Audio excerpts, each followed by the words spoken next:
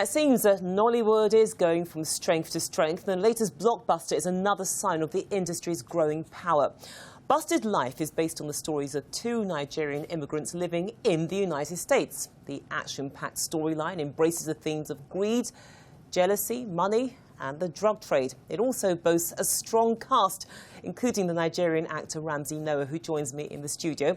Actor Majid Michel is also here, and although he's not in Busted Life, he says it's an absolutely brilliant movie, so I'll take your word for it. I think we can actually get a blast of the film, is that correct? Yeah, we're going to watch it now. So here's a quick glimpse of the film, Busted Life.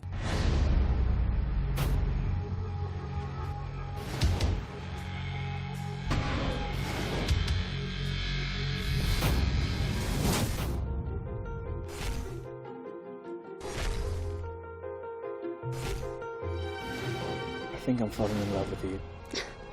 What? No, I'm closed for the day, okay, guys? No! Okay, sorry. I almost lost my life right now. You have to come and get me. I'm so done with this job. I'm done with being a cab driver. Talk to me, Jimmy. Got some issues out there, boss. Ever since Jack and his boys got booked, it's slow out there. You know, me and my guys come across and stuff. Good stuff. I mean, just watching that trail, if you didn't know it was a Nollywood film, you'd think that this was shot in the United States, because everything about it, it was obviously filmed there, but it just feels more like a US movie rather than a Nollywood offering.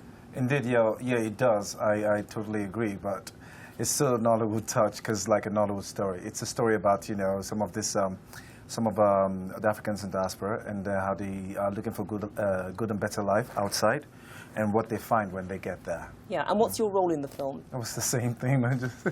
It's the same thing. I moved out of Nigeria to America to look for greener pastures, and with a friend, and was trying to get a good life. Pressure from home. Usually, everybody from home thinks like, okay, once you move to these developed countries, it's like you have automatic green card and fat account.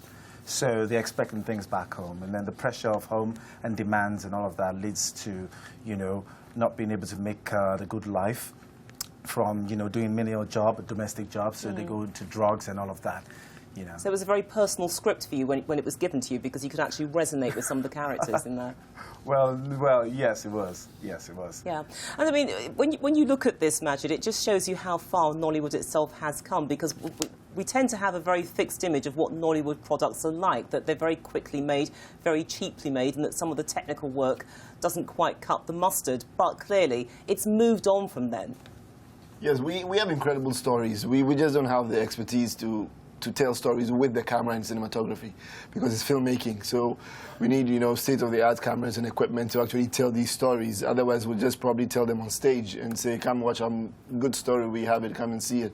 So all we lack is filmmaking knowledge and education. That's it. Yeah, but it is changing, though, because there are lots of Nigerians who are coming over to America, to Europe. They're enrolling at the film schools. They're doing very, very well. They're coming top of the class. We're learning very, very fast, and then doing it how it's supposed to be done, with the camera and lights. Yeah, and I mean, for you live in the States, so you moved there.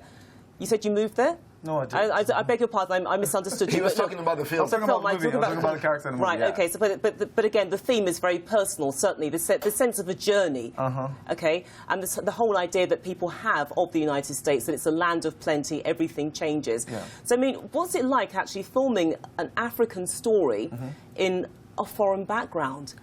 Well, I mean... Because I suppose that thing could also be applicable to Europe as well, couldn't it? Indeed.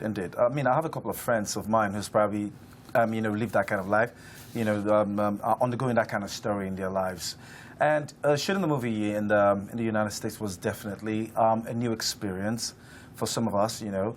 Living home, we're used to shooting back home in Nigeria, but you know, United States has its own feel and outlook and all of that. And yeah, but it was quite nice. It was an experience for us all, and we had a blast while we were doing it too. Yeah. Do you see more Nollywood films actually being used in these foreign locations? There's a possibility if there are storylines that actually crossovers, like if they have storylines that have crossovers like that, then of course.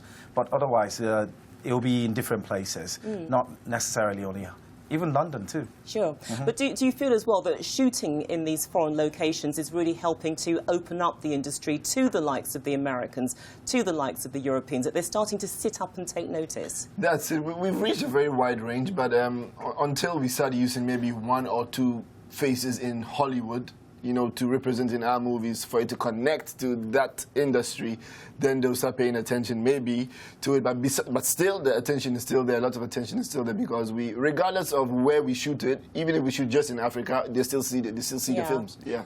OK, I mean, time is running very, very tight, but the film was made a year ago, so it's now on release. Is this correct? Yeah. So you can see it in London, around the country? Yes, yes. They're working on cinema rights right now. Okay. We're just premiering for now. So they're working on cinema rights, and that'll be left to the producer. I don't know. We're just here to come and, yeah. OK, but look, I've got to jump in because time is against us, but it looks good. Guys, good luck with the project. Thank you so much for coming in on This Day Live. Stay with us here on the Rise News.